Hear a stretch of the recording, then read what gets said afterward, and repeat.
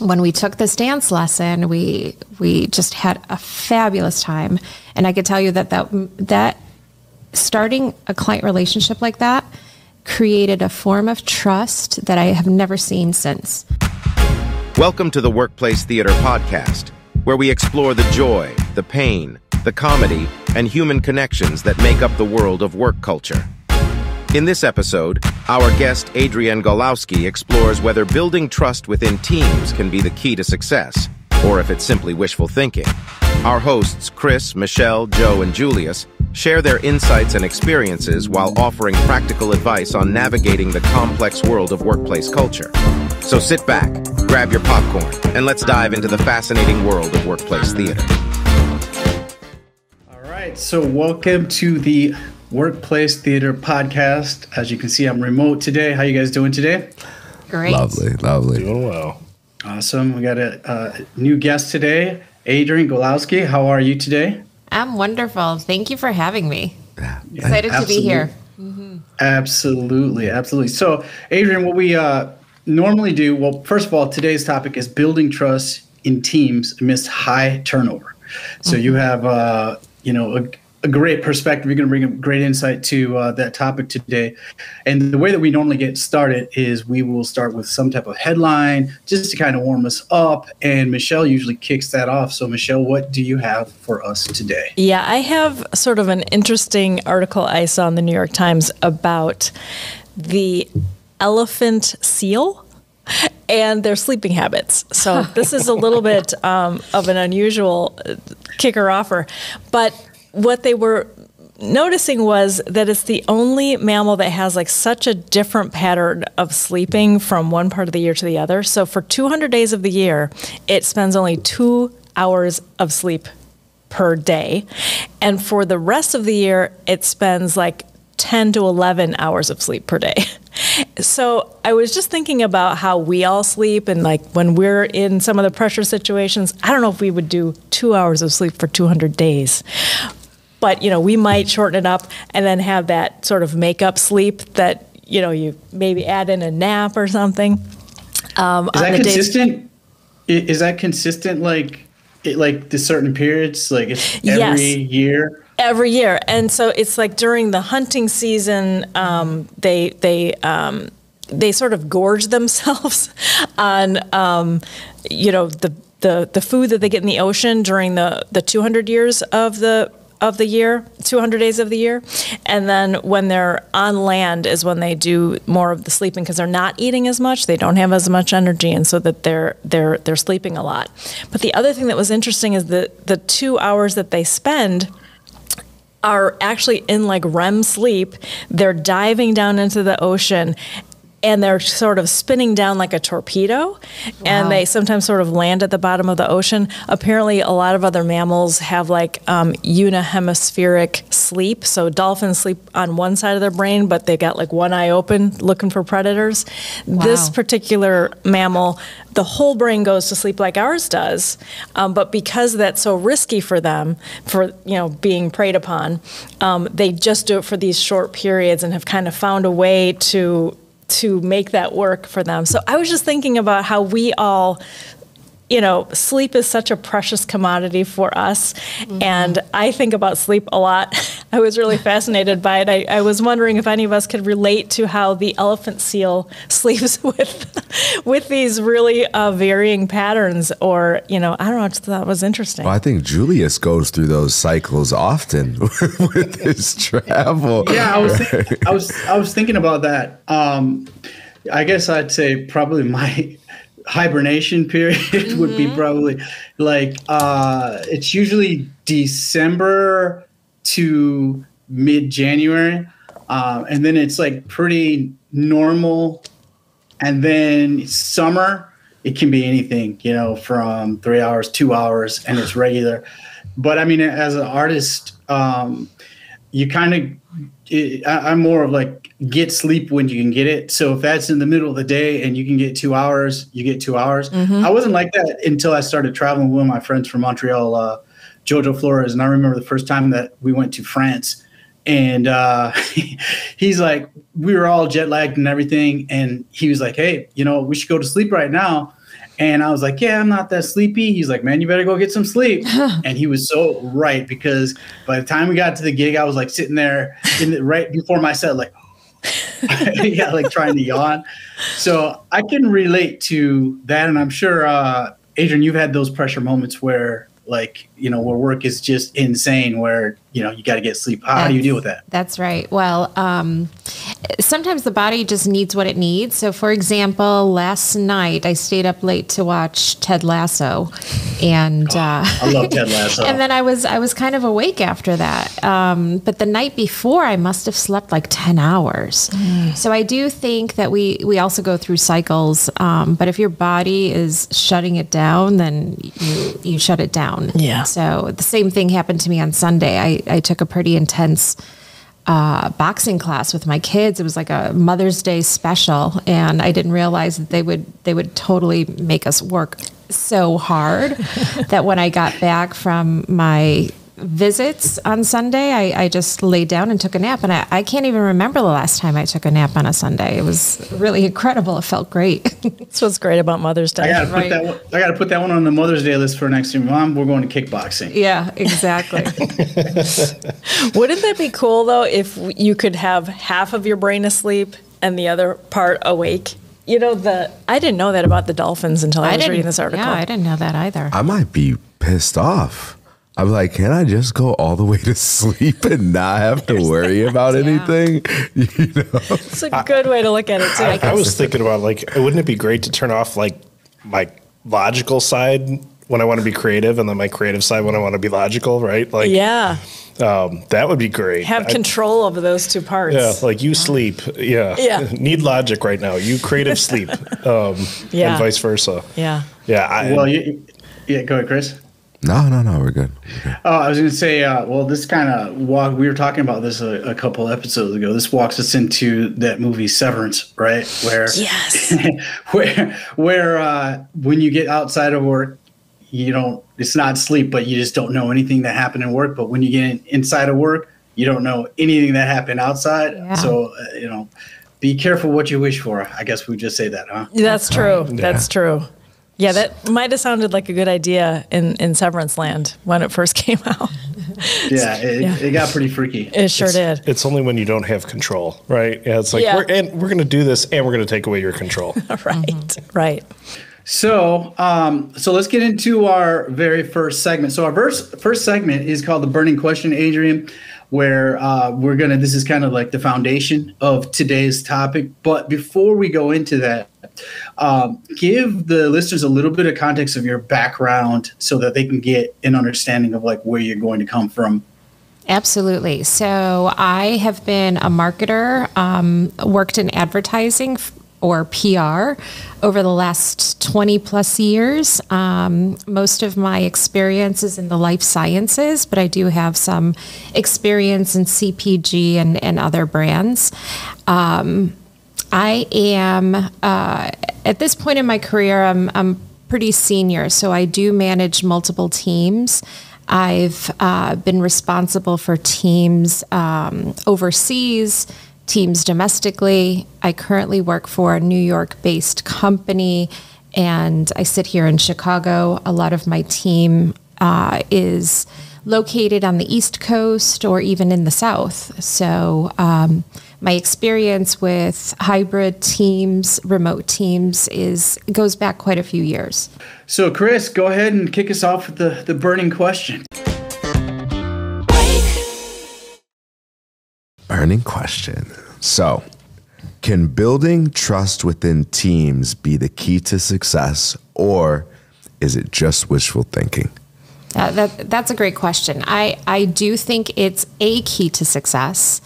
It may not be the only key to success, but trust is a very important component in order to build teams that last, teams that can rely on each other, teams that can hold each other accountable. Trust is known to be one of those emotions, the glue, so to speak, of what makes teams really work. And so I would say it's one component. It may not be the only one. When you think of trust, what does an employee want to trust, right? Like my background is HR, so I've been in different backgrounds or different settings where I've hired people. I've seen, people grow. What do employees want to trust in their bosses and in their environment? Yeah, that's a great question. And that doesn't always come very easily. The trust factor is someone that or people, if you're talking specifically about a boss, you want a boss that has your back. You want a boss that's honest, that's authentic, that's looking out for your best interest. And I think that that's really important. When employees feel that trust or feel that they have a boss that they can count on, and that has almost like an emotional tie that you can feel like you're yourself, that's really important. Okay. Yeah. So just a follow up to that, if you got an emotional tie and they're good, but everyone on your team is getting fired, how do you still feel like that? Okay, great, we're buddies, but is my job going to go right now too? No, that's really important because our company just went through something like that, some downsizing or adjustment. And I do feel like a little bit of a lack of connection as to what's going on, because I know when it comes to people getting laid off or downsizing, the trust factor goes away because companies are very careful about the communication of those types of things. And they don't want to create a situation where everyone's gossiping or hypothesizing as to why and who and what's going on. So as soon as something like that happens, I do think that companies need to take stock that this is going to impact the level of trust that you have among your employees. And it is going to have a negative effect, because if I've got a relationship with my boss, for example, this happened a couple of weeks ago, I didn't get forewarning that it was coming. For some people, they reached out to me, hey, I was impacted. I've got a month to look for another job within the network. And of course, I offer my help with networking and passing along resumes and so forth. So I did feel a little bit of a jab there in my trust with the company, with management, that when it came to something like that, it first of all, it feels cold.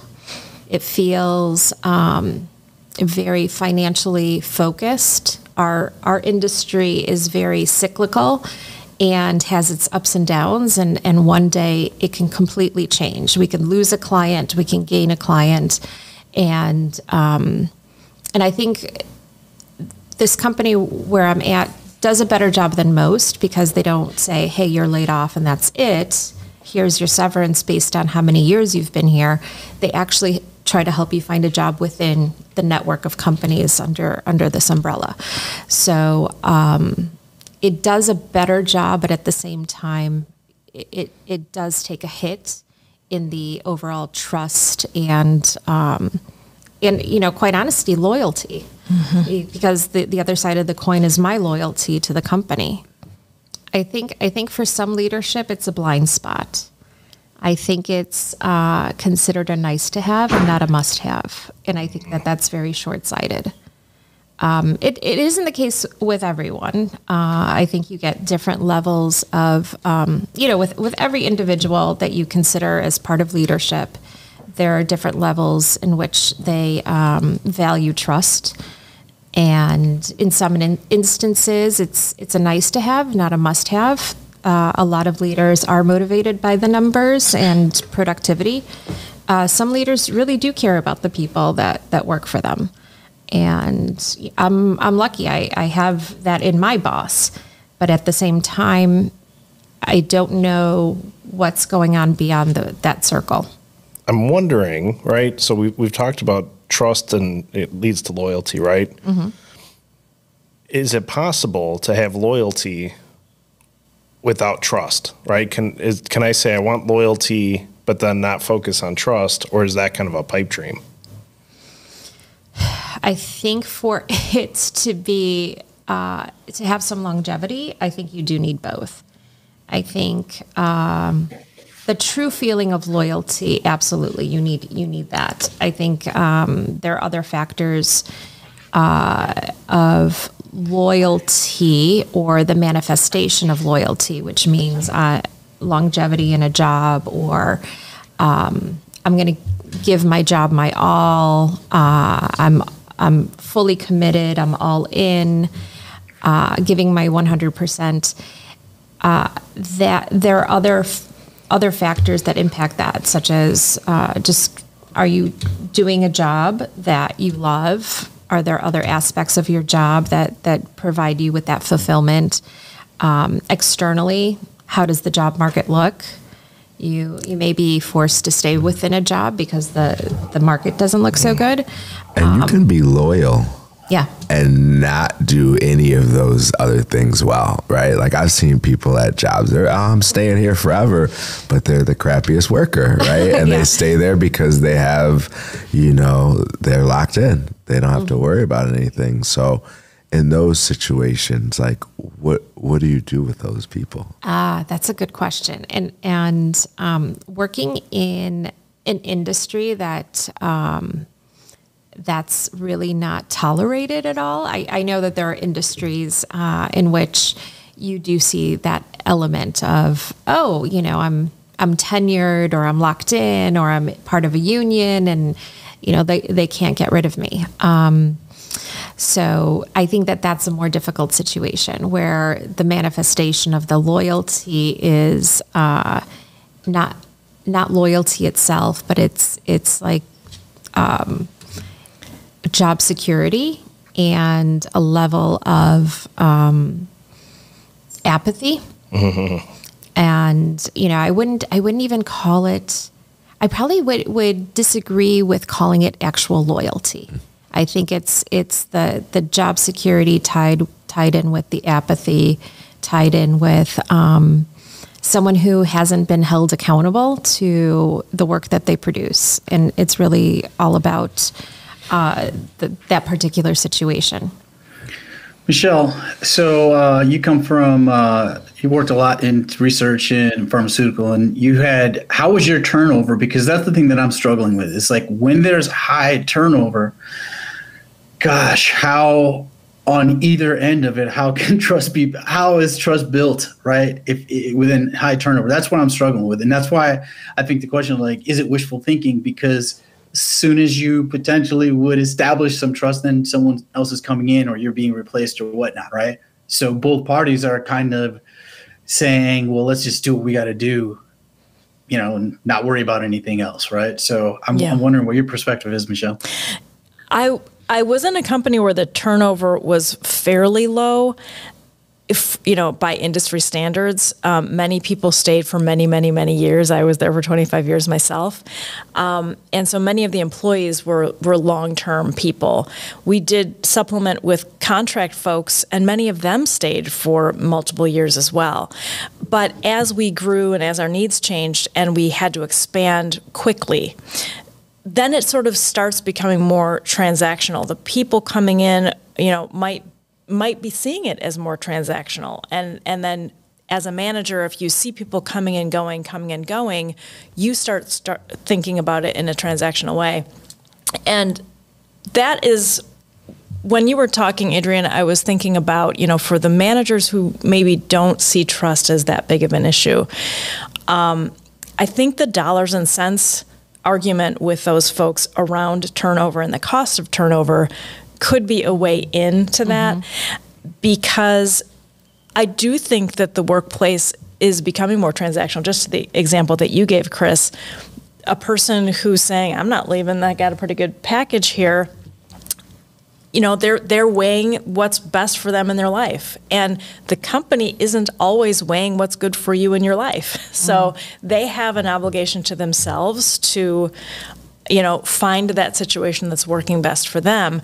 Where I think in the past, where there was more trust, folks were willing to sacrifice because they knew that the company might have had their backs a little bit more and not had these blindside layoffs and things like that. So I think it's all very intertwined. The fact that trust in institutions is at an all-time low and probably continuing to sink with every passing year, that manifests in all aspects of our lives, in our personal relationships, in our workplaces, in our schools, in our governments.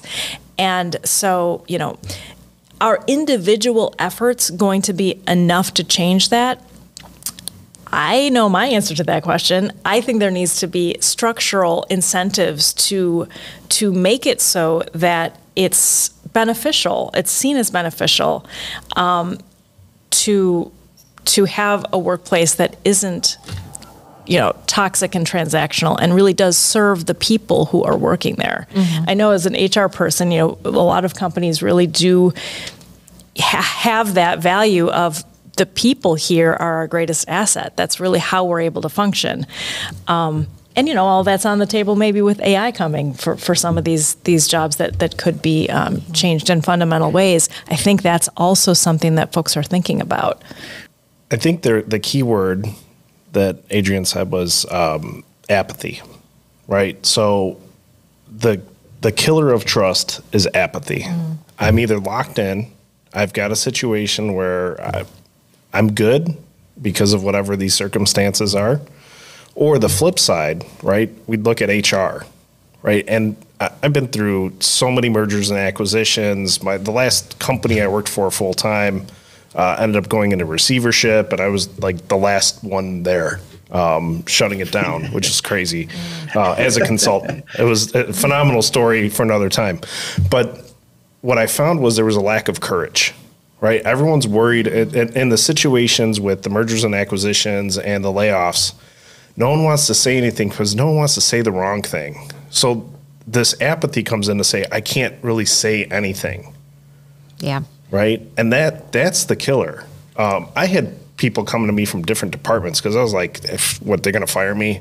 I don't care. I care about the people, right? Because there's a few hundred people here that are, looking for their next thing to do, and it's not going to be at this company because their plans fell through. As a person who cares about people, somebody who claims to, have these values, who am I going to be to these people, right? And I'm like, well, if I get fired, I get fired. Like, as long as I don't get sued, everything's good. So we'd have conversations, and I'd be courageous, right? And saying, here's the reality, right? Companies are going to go through these things. This is the process. How do I know? Because I've been through things. I've been around things as a consultant. I've been around things as an employee. I've been around things as a leader. This is the progression, right? Some people are going to lose their jobs. Some people are going to keep their jobs for a little bit. At some point, everyone's going to lose their job, right? Like, the company's going away.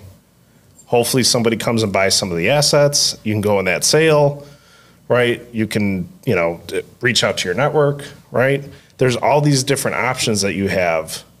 But what I found was that lack of communication created that exact thing that the company didn't want, which was the gossip and the blaming and all this weird stuff that, they just had this dialogue that was not true because they had no other information, right? And what did that do?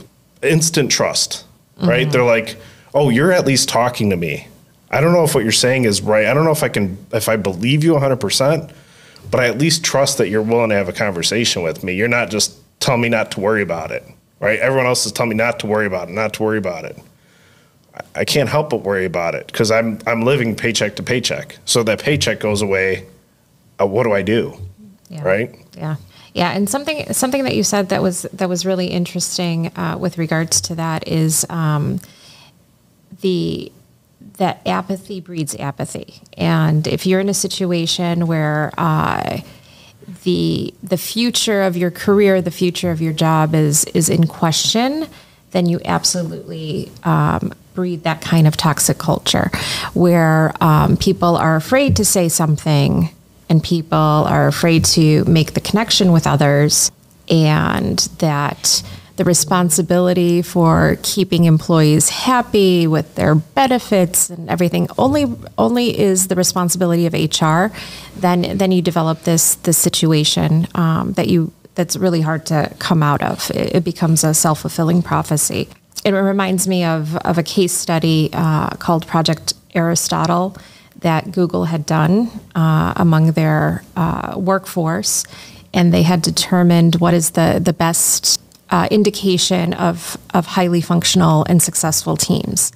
And through this, they found the one element which was called psychological safety. And with psychological safety, you can come as you are. You can feel like you have a voice, you have a seat at the table, your opinion matters, you're contributing. Even if you're an introvert, your opinion is taken and incorporated.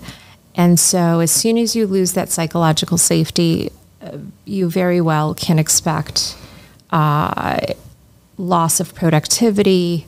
And that does go to the dollars and cents because turnover is expensive, and managers will sure pay attention as soon as you start translating that into dollars and cents. But besides being demoralizing, it's expensive. Mm-hmm. So even if the demoralizing and trust breaking element of it isn't as compelling, exactly. You can tell the story the other way. Yeah. Go ahead, Joe. I once did a formula with a CFO. We were trying to figure out ROI for some things, and what was the cost for somebody that was not good at their job, right, and taking a slot versus having it as an opening, waiting for somebody to come fill it. What's better, right? He was of the opinion that it's better to have somebody in the position that's at least getting some productivity, right? And I was like, I don't know, like maybe not. Maybe there's another way. Maybe there's another approach. There's other avenues, right? Maybe this is somebody, we bring in a contractor that specializes in this. Sometimes it's worth spending a little bit more money per hour to get that productivity you want for somebody that really knows what they're doing versus having that person on the team that's really struggling or content to being apathetic in their job and not really producing what you need to produce and kind of bringing the rest of the team down. So, or leave the seat open and really put your efforts into finding that right person, even though it may take you 6 months to a year, because that could save you money waiting versus having someone in that's bringing down morale. Right. Mm-hmm. Well, and those are great times to bring in a contractor too, because sometimes you can't wait for 6 months or a year, but that contractor can come in and fill the void while you are looking for somebody. And sometimes that contractor becomes the somebody, right? A lot of times people are contractors because they worked for a company, had really bad experience as an employee, and were like, you know what, I'm good with just being a hired hand. Mm-hmm. Like, just what do I need to do? I'm going to execute it beautifully. I don't want to go to a bunch of meetings. Like, if you absolutely need me in a meeting, I'll be there, but that's not my job. My job is to get this component done. They've found the way of navigating the solopreneur kind of thing, the self-employed thing. So, it might be more per hour, but we're saving in benefits, we're saving in all this other stuff. And 9 times out of 10, they're much more productive. And most of the time, because they don't care about the politics of the company. They're not trying to get promoted. They're not trying to find a way to become apathetic in their job and, have that security. They're like, I'm just here to produce. I've got a 6-month contract. Let's get it done. Yeah. Well, perfect. This is the perfect segue into the next segment, which is called The Situation. All right. So imagine you're a new executive team leader referred to the position by a friend who is also on the team. However, upon joining, you discover that the team is fragmented and focused on individual goals rather than team success. After speaking with everyone about their vision of the team and the culture, you discovered that everyone points to the person who referred you to the job as the main part of the problem. Yeah, come on out of my team. I got you. You need to work with us. So the question is, how would you address this this situation, right, while ensuring that everyone feels valued and motivated to contribute their best work? Well, that's a great one. I think there's a little bit of like social science that goes into this, but obviously you're there for a reason. And, they say it comes with great responsibility. And obviously I would be the one that has that responsibility to have that honest discussion with my friend who gave me this job or who offered me to become part of the team. So, and I've had some similar situations in the past, not necessarily with a particular individual, but what I've done before is survey everyone to really get to the core of the issue. And it could be a little bit of a personality thing. It could be a management thing. It could be the way people talk with each other. And really, I would dig down into what are the real issues. And it may not 100% be with that individual. It could also be the way people react to that individual. So just how we say that, my sister knows how to push my buttons. We learned something in email etiquette is assume good intent. So you could read an email one way.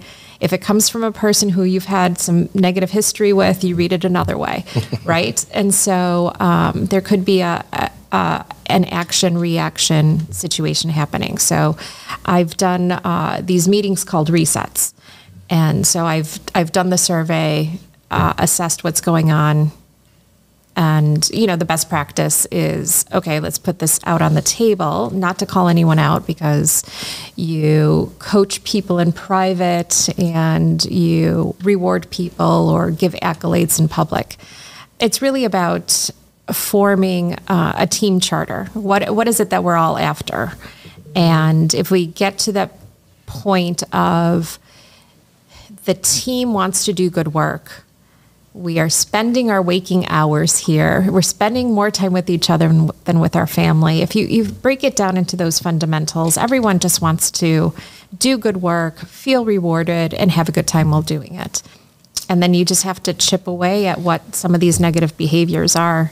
And I would do some coaching behind the scenes. Yeah. I think as a new person too, kind of understanding the culture that you're walking into as you're doing the listening tour and the reset too, because in the past, maybe they had a listening tour that resulted in layoffs or, they could still be suspicious of your intentions as the new kid on the block. Absolutely. Yeah. Mm-hmm. And how you handle that with your friend is a whole other layer of complication. Yeah, absolutely. Yeah. And you're right, because there could be a lot of trepidation with me coming in as being the friend of the person that's causing the issue in the environment, in the workplace. So it could very well be I'm not getting the full story. Mm-hmm. I mean, obviously there's some element of truth coming through, but maybe people might hold back some information just for self-protection. Yeah. In my previous workplace, we had a saying, feedback is a gift, and really tried to accept it with openness, that even feedback that's given in not such an elegant way probably has a kernel of truth to it at minimum. So, always to listen to it. But I think that's a fairly evolved mindset, and, every workplace may not be there. So asking people for feedback, they may also just be like, well, I don't really know what I want to say about this. Is this going to be shared directly with the person? Really making sure that psychological safety is there even in that request. Yeah. Yeah. I would say too, just in looking at our human-centered wheel and our approach, you said one thing about the survey and listening to your audience, but then also finding a connection with each person on that team, because they could turn out to be one of your good friends, and just really getting understanding. And the hard part is you're trying to get in and make the team productive right away, but that connection takes time, and it can take sometimes, months to do that part. So I That's an important piece, though, is just really finding that within each person on the team. Absolutely. I think that's very important. It's not come in and fix it and expect it to be all done and ready in a few weeks. It will take a commitment of time and a level of maintenance. It's not a one and done. It's a continuous process. Joe, what do you think? Well, we have a loaded situation here. I remember the first time I read it, I was like, well, okay, so I'm thinking about the motivation of the person that brought me in. Did they have good intent or malintent, right? Oh, Joe, you're my friend, so you're gonna come and you'll defend me. Could be a little bit of malintent, or Joe, I just know who you are, so what we need to do is come together and look at doing things in a different way and a different approach. And I just know when you come in, you're gonna help us turn this around, right? And then as I dive into the situation, right, I'm looking at some of the things, and we want team, but everybody's focused on their individual results, right? And so I might look at the environment of the company too and say, all right, we're better as a team, but they're creating an environment where everybody has to do the same things, right? If you're in this role, you have to do this, this, this, this, and this. If you're in this role, you have to do this, this, this, this, and this. And it's not focusing on people's strengths. It's just saying you have to do all these tasks, whether you're good at them or not, right? And so if I was brought into that situation, a lot of people might say, well, this person's trying to change the way we do things. And that might not be a bad thing. It could be that they're in this situation, right? Again, every situation's different. The details and they all make a difference. But it could be an environment where they are not productive because they are focused on their individual goals. There is a lot of apathy, right? People have worked for a company for a long time. They're happy with the way that it's going because they know how to navigate the system. Right? Mergers and acquisitions, really, I love when these things happen because you can start to see when you bring in another team that was doing things in a different way, that maybe the way you're doing things is not really that effective, right? But because that apathy is there, it's just okay. It is what it is. But then you're bringing new people in that might be really effective at doing 3 of the 5 things that you've said every person in that role needs to do, and 2 of the 5 things they just struggle with mightily. And you're going to ding them for their weaknesses rather than helping focus on their strengths, where they may be a superstar in 1 or 2 of those things, but it's getting pulled away from them, right? So this can be loaded too, right? It's easy to look at it and say, oh man, right, the person that brought me in is the problem. But what is the problem, right? If the problem is this person's trying to change our culture of apathy, maybe that culture of apathy needs to change, right? And maybe that's what I'm being brought in for, right? Maybe that's why somebody's like, please, I need somebody else with me. I need another champion, right? Yeah. I've been in those roles. I like, that's why I really like what you said, Adrienne, which is like you didn't just take their word for it. You had to kind of see what exactly is at the core of the issue. What I'm curious about is, what's the conversation that you would have had with your friend prior to even taking the position? What's that conversation? Oh, yeah. And that's exactly, Joe, as you were talking, hopefully you know all of this coming into a job, that it's not just like a bait and switch, right? And that Joe, being my friend, is not just looking for another person for an alliance of it's us against them. It's really, this is the mission. And if the mission isn't politically motivated, it's really, hey, I've got a lot of apathy on my team. They are resistant to change, and we all know that that's part of human nature. People do not like change, especially in an apathetic work environment, and where we've always done it this way. I don't know why you want to change things. And yeah, absolutely. Those complaints can come from a position of, I don't like change. I don't like this person. He's holding me accountable. I don't want to do it this way. And so you ought to know that's your mission coming into a job, that is as a hiring manager and as a potential candidate looking for a job, potential employee, that you understand what you're coming in for beyond just the job description. Mm-hmm. That there is an element of, I want to turn things around. This is the situation. And I think that, that is the responsibility on both parties. My question is, do you feel like you would be able to pick up the indications of things that potentially rub you the wrong way about your friendship in general, like as they're telling you the story? Do you feel like you would be able to pick up those indications as they're telling you? Or do you feel like here's this opportunity and you're listening? You know what I'm saying? At what point? Because I know I switch modes. If all of a sudden, like, you want to bring me into a project, like, we can be the best friends and I want the best for you 100%. But the integrity of that I bring to a project just completely differs, right? Right. So I'm just wondering how you feel about that. Yeah. And I think it all depends on if you're a good judge of character. I think a lot of people will go in and say, oh, you want me to be your ally in this mission, and turn a blind eye to some of my deficits or my, for example, in the example Joe gave, he's coming in, he's trying to change things.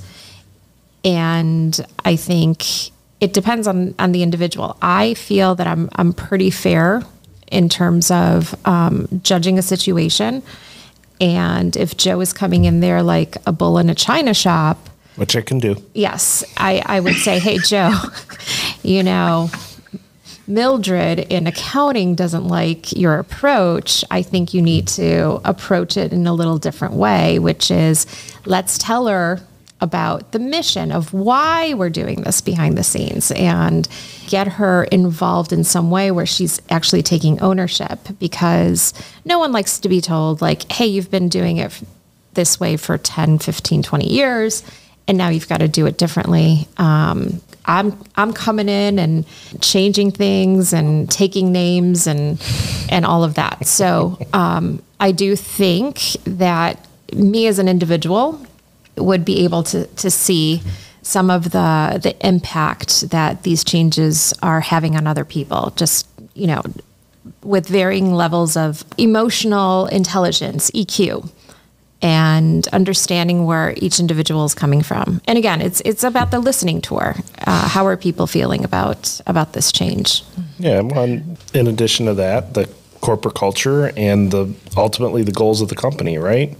The environment in which you're at, where you are in the life cycle of the company, right? So if you're in a stable mode, right? Stable doesn't require as much change. But if you're going into a growth mode, you just can't do some of the things that you were doing when the company was stable, because you won't be able to keep up with the demand, right? And what kind of negative impact does that have when you're not meeting the demands of your customers? So you regress, right? And now we're talking about layoffs, right? Because we're growing, we have to add people, but we're going to show them a long, antiquated way of doing things that was fine, 3 years ago, 4 years ago when it was fine, but now it's not. But we won't change. And, this person I'm talking to, that's the situation. They went through a merger and acquisition, and, the primary dominant company still wants to do business the way that they were doing it. And the company that they acquired was doing business in a much more aggressive way. But they want the growth from the company they acquired, but they're not willing to make the changes to go from a company that was very stable, lucky in many circumstances, right? Just by their market and the customers that they were able to gain by having certain territories, right? It created this culture of apathy. Now they're trying to expand in other parts of the country, and they even acquired another company that was doing that very well, but now they won't let them do the things that they were doing to get that kind of growth. And now these people are they're worried that they're going to get laid off. They're like, what, this company really values this loyalty thing that's not really loyalty, it's apathy. And we're even though some of us have been in our industry for a long time, we were at the company that was acquired for a long time. We're brand new, and we feel brand new with this company. So we feel like we're going to be the first ones out the door, and they're scared, and it's not a good place to come from. Is when people are fearful, they're not very productive. Yeah. Adrienne, I wonder from your perspective as a senior leader, are there any things that you're hearing about or learning about, probably trainings or maybe just your reading or what you're picking up in the conversations at your level, that are kind of making you hopeful or worried about the future with, turnover, with trust, with all these themes that we've been talking about? Mm-hmm. Yeah, I think that's an excellent question, because we're coming out of the COVID era, and we were all forced to be remote for at least a couple of years, right? And I work for a company that's work where you are type company. I do think that because of that, because I'm not physically with my team, that I do miss out on those magic moments, those moments that glue people together. I'm lucky enough to travel enough to see my team and see my clients occasionally, maybe about once a month. And I think that is important. You do have to establish, because we're human beings after all. We do thrive socially, and it is the key to creating real bonds. Where I'm hopeful is because we've been forced into remote environments, we found different ways to create those connections. I'm on screen every day from morning to night with meetings. And on my team, I make sure that people have their cameras on. It's important to ensure that people are engaged. I feel talking with someone online, looking at their face, looking at their expressions, because there's so much communication that happens beyond the spoken word. There's body language, there's facial expressions, there's reactions that humans just naturally pick up on. And so whenever I'm speaking to a blank screen, it feels very odd. It's not quite there. But again, I think with the era of the technology that we're living in, and the fact that we can be somewhat face to face, even though that we're not in the physical presence of each other, that I do have hope that we can continue to form bonds, although it's second place to being in person. Yeah. Mm. What else? So I heard you say, make sure we have cameras on, but then I heard you say engage. So what other things are you doing in the virtual environment to help you engage with your team that maybe you didn't have to do before this whole COVID pandemic thing? That's a great question. And in fact, it's a little mini project that I'm working on, which is all about meetings. And engagement is a very important aspect of everyone's work, especially in my industry, which we have clients that pay people by the hour, or pay our company by the hour for certain people to be on meetings. So engagement, where it felt a little bit more natural when we were physically together, now it has to be somewhat deliberate and planned and done ahead of time. So with meetings, I do have clients that say, hey, how come this person's on my meeting? They don't contribute. And those are very, very real questions. So what we've done is ensure that we're very choiceful about people attending meetings, that their cameras are on, and that they are prepared to contribute, because that's the way to show engagement, show interest, show that we are working on behalf of our clients, to make sure that we've got the right team in place and that there's a certain level of contribution expected. And so that in the virtual environment, that now has to be very deliberate and planned ahead of time. Mm-hmm.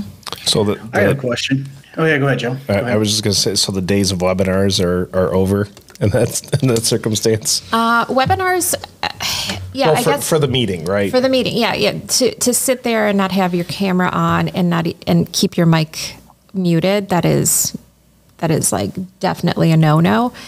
In the event that, for a certain meeting in which there is an educational component and listening to a webinar, that's okay. But we still ask for people to have their cameras on. Yeah.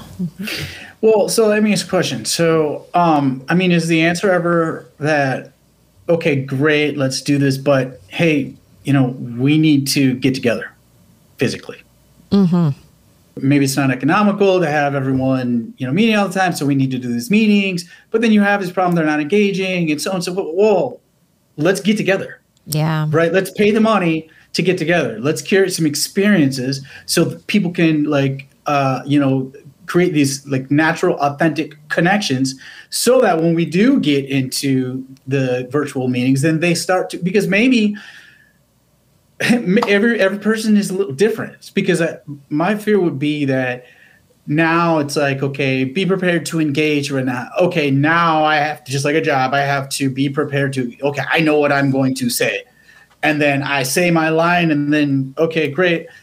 Yeah, I'm there, but I'm not really there. I'm doing it because I have to prepare to do this thing. I mean, what kind of team is that? Right? I mean, how are you surprised? How are you surprised that, the team's, it seems to be going well. Really? Is it? It's not really going that well. Like, you're going to have to get together. All right, so busted. I guess, you're right. Yeah. Like, why do I have to spoon feed my team to be engaged and prepared for a meeting? You're absolutely right. I do think you're right. I think there is a moment where there's a timeout and let's get together and have some experiences with each other. Because like I said, I am hopeful that we've learned to work in a post-pandemic era with the technology that's available to us. But essentially, the human connection, the social needs that we have as human beings, that's where the magic happens, and that's how you form bonds and real trust. Yeah, exactly. And so I do think, again, this shouldn't be relegated to the HR department. This should be felt across all of management. This is a responsibility of management. It is a responsibility of anyone who supervises or manages one employee, that this is something that needs to happen on a regular basis. And whether that is we're paying for plane tickets for our team members in Chicago to fly to New York, spend the night, we're going to have a dinner, we're going to do a dance lesson, which I've done before with clients, because we had a rough start with a group of clients. And there's nothing, and Julius, you would appreciate this, there's nothing more vulnerable than dancing with each other. And that level, as soon as you become vulnerable, that's where the trust, the oxytocin comes in, right? Yes. And so when we took this dance lesson, we just had a fabulous time. And I could tell you that starting a client relationship like that created a form of trust that I have never seen since. So it was really incredible. So we had a dance instructor choreograph us to a Janet Jackson's Nasty. And we had headbands made, we had tube socks made with the team colors. We had it videotaped, and it was just such a treasure. And then we all went out to dinner afterwards. So yeah, that's amazing. Mm-hmm. That's amazing. So, and this is where in that initial burning question, is it wishful thinking? Because what I suspect happens is you have,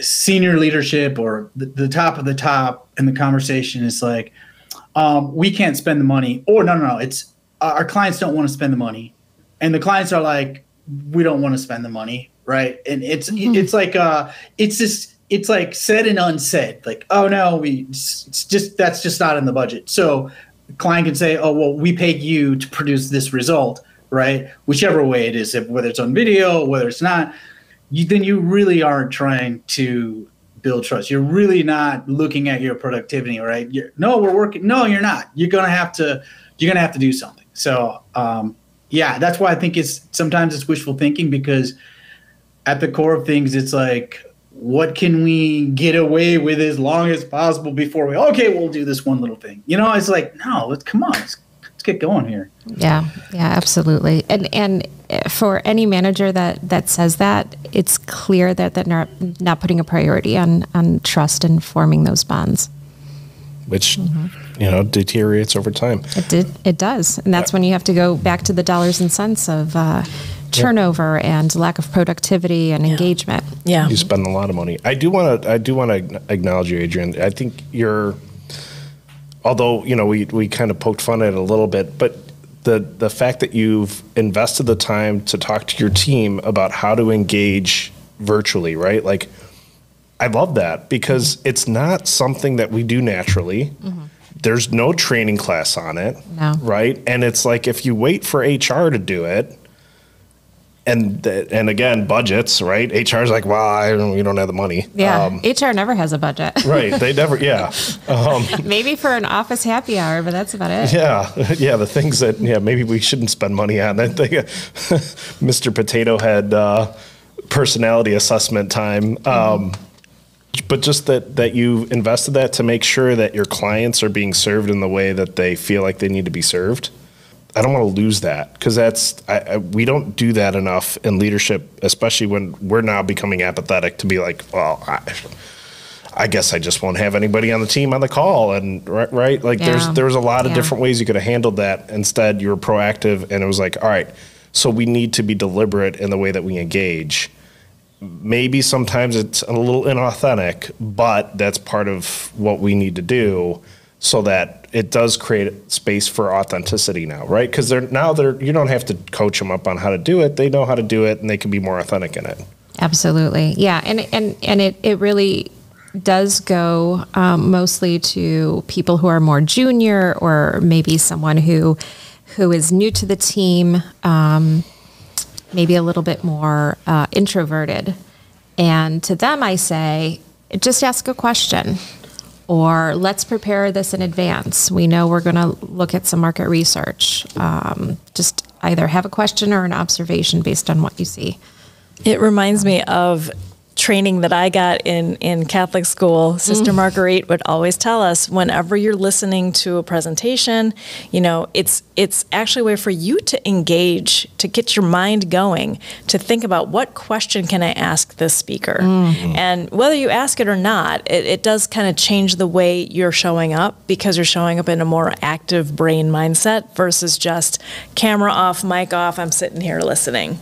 Right. Yeah. That's called active listening, right? Yeah. Mm-hmm. So, and I think that, just to finish out that point, I think that coaching is actually really relevant for when you do have the in-person meetings as well. Mm-hmm. So it's extra helpful, I think, on the virtuals, but it's a skill that I think will help serve them and the clients when you do have that in-person meeting. Absolutely. Yeah. I agree. And I think that there's the flip side of the virtual aspect of things, which is some people are way more comfortable virtually, right? They're just like, I'll get on a meeting. Like, I mean, I have friends that are just like, you want to get on video? It's like, they didn't want to take a phone call, but they'll get on video. I'm like, that is so crazy to me. So I don't know if there's this, maybe it's the overuse of social media and being able to express yourself and not necessarily have that distance, that people become that much more comfortable. Like, they don't want to go anywhere. I would much rather have a meeting. So I think it's a combination of both of those things, right? I don't think it should be all just virtual, or all just like getting every second you have to get someone to go someplace. So I think it's a combination of both. So that's why I really appreciate spending time to actually encourage people to engage, and then giving them the kind of the cues to either be curious. That's probably where direction I would go. What are you curious about? In what we're talking about, what is the aspect that you are most curious about? right? Hopefully the answer is not nothing, but Right. besides If it that, is, you might want to be doing something else. yeah, exactly. All right, cool. That's today. Yeah, a But little yeah, too so I much appreciate honesty. that. Yeah. Yeah, but I appreciate that. So, okay, so this gets us to our final segment, which is a workplace story, and that would be Chris. So go ahead and read us the workplace story. So in 2013, Microsoft hired Julie Larson Green to lead the company's hardware division, which included the Surface tablet and Xbox gaming console. However, when Larson Green took over the hardware division, she discovered that the team was fragmented and focused on individual projects rather than working together as a cohesive unit. In addition, the team lacked a clear vision and had difficulty collaborating with other departments within Microsoft. To address these issues, Larson Green created cross-functional teams that were responsible for multiple aspects of a project, from design to marketing to supply chain management. She also established a clear vision and set of values for the team and worked to create a culture of trust and open communication. The changes were successful. The Surface tablet became a popular device, and the Xbox gaming console saw increased sales and success. I think we forget Xbox was about to die before she came in to fix it, and the Surface Pro was a disaster. Like, I remember the first ones that came out was like, do not buy this thing, right? And now they're fantastic. So kind of moving from the individualistic culture, right, to the collective culture and clear lines of responsibility, but how we're working together. Yeah, and it goes back to something that managers should be aware of, or senior leadership, is you get what you measure. And so if your measurement is all focused on individual contributions, then you don't foster an environment of collaboration and cross-functional teamwork. So it's clear that she was charged with a main vision, a main goal, and created a work environment that was very different from what she had walked into. Yeah. That measurement can be in so many different ways too, right? So your rating at the end of the year, it could be in the bonus structure. Exactly. Yeah. So.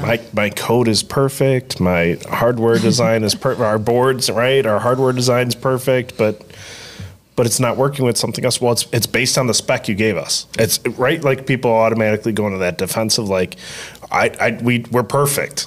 Right. And I know this all too well because that's my personality, right? That of a perfectionist reformer, right? Like, we did it all perfect. But yeah, those collaborative teams, that makes a huge difference, because now whatever your department is, like, okay, that's great, but we're not interfacing here. Yeah.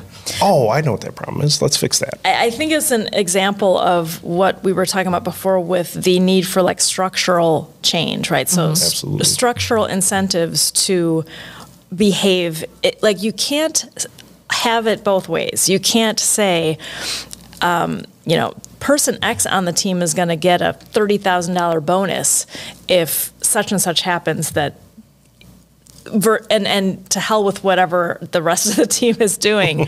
So I think that because we do tend to be, and capitalism promotes this, right, is the individual winner, the zero sum, and transactionality with humans. So getting back to, how can we know that this works? We hear so many stories like this.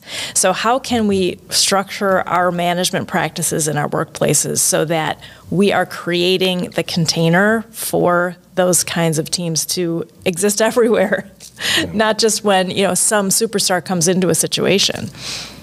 Right. Yeah. And I think, again, it starts at the top. Yeah. The leadership of a company needs to recognize what change needs to happen and be willing to be sponsors of that change. And as a result, it changes a lot of their SOP, that it changes the reward structure. Yeah. It changes how reviews are done. It changes how you've organized your departments and your teams. It changes even your goals. Yes. And I do think, we all know that diversity breeds better results. and diversity in thinking, diversity in backgrounds, diversity in functions, and I think more and more that's a message that leadership can adhere to. Now we just need to get that into the schools, and I know that my kids who are in grade school have more and more group projects, and I think that's really important to foster that sort of cooperation and learning what it means to have a teammate. And my son came back to me and told me, so and so didn't do their part of the project, and I said, well, welcome to real life. It's so true. Like, that's what you're going to get when you go to work. Look at the reality shows, right? Whenever there's a team challenge, there's always that dynamic, right? Yeah. Well, and that it does put an extra onus on leadership, right? Because what happens in these situations, right? It's a great experiment. I love the experiment. Let's throw a bunch of kids together and give them some tasks to do and assign some things and see what happens, right? And here's a perfect example where someone did their part, somebody else didn't do theirs, right? Now, how do you figure it out? Do I now do that? Should I do that person's part if I want to get a good grade? If we want an A, if the team wants an A, well, I guess I got to do the other part too. It's a wonderful thing to figure out. And it all goes back to motivation, right? Like, what is the motive? If my motive is to get an A and I have a team member that's holding me down, well, then I guess I have to do it myself. But if my motive is to learn and do what I was assigned to do and help whenever I can, I'm not worried about that A as much as I'm worried about, like, let me see what's going on with this person who's supposed to be on my team, why they didn't do their work, right? Are they undisciplined? Do they have a problem at home? Do they have a baseball game, right? Like, again, like, what is rewarded for how that team is interacting? Right. Or how that team's producing or showing up. Julius, we're in what, year 4 of trying to figure that out? Yeah, exactly. I mean, it's wow. Yeah. So guys, man, it's been off the conversation. So Chris, so in the midst of high turnover, building trust, last words. You got to build connection. People need, like, part of trust is people feeling like they have a safe space where they are. We mentioned the psychological trust and being able to know who you can count on, depend on, who you can show up to and be happy with and be sad with and be mad with at the same time, and know that on the other side of that, you guys are still going to be in it for the same common goal. Michelle, how about you? I guess I'll go back to my obsession with structures and creating structures that have incentives that will help businesses actually move forward in healthy ways around this, right? So, and I just ruminating on what you were saying about the importance of diversity, I'm really excited for what the youth of today are going to bring to the boardrooms of tomorrow, because I think there already is a lot of diversity of thought in how work can be. And so I think that also, sometimes we think about diversity and inclusion, but you have to look at who's doing the including, like really having the includers, the people in power, be the different thinkers, not the ones who are invited in, and gate kept, if you will. So it's a bit scattered, but those are my final thoughts. Yeah. That's great. Joe, so building trust with this high turnover, what are your last words? Apathy's a killer. It's just apathy's a killer. There's what are your motives? And if if your motivation is that things are okay, that they're okay, and I'm powerless to change them, well, let me say that again. It's okay that it's okay. I'm good with that. But if you say things are what they are and I'm powerless to change them, you've lost. You've lost. And so there is no trust in that situation. That's not an energy frequency for trust. That's an energy frequency for apathy, and if you continue that trajectory, it's going to get worse. You're going to have more negative situations, because nothing good can come out of that over time.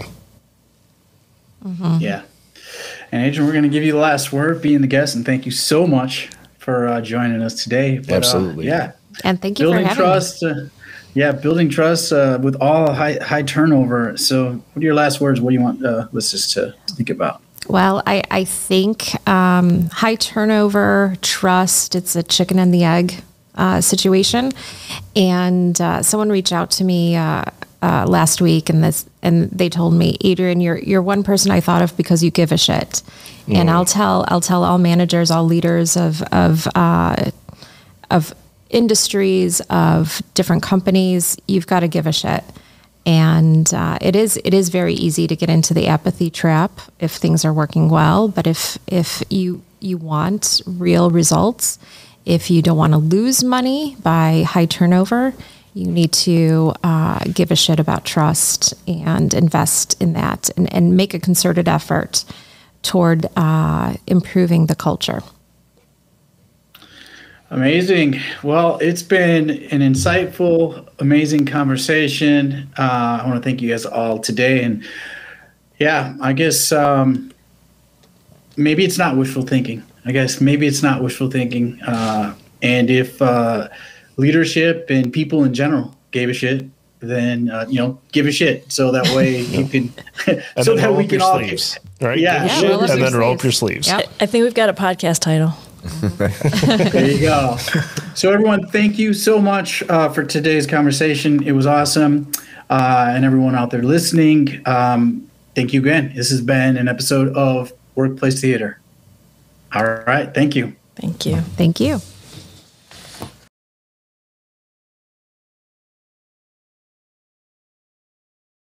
If today's discussion resonated with you, don't miss out. Hit the subscribe button now, leave a review, and rate Workplace Theater. Your support helps us improve. Do you have questions or comments? Click the link in our show notes. We'd love to hear from you. Thanks for tuning into the Workplace Theater. We hope you've enjoyed our podcast.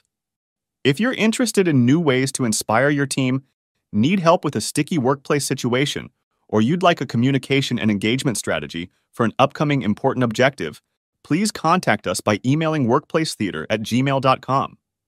This has been a Working Better Together experience, a division of Exponential Consulting LLC.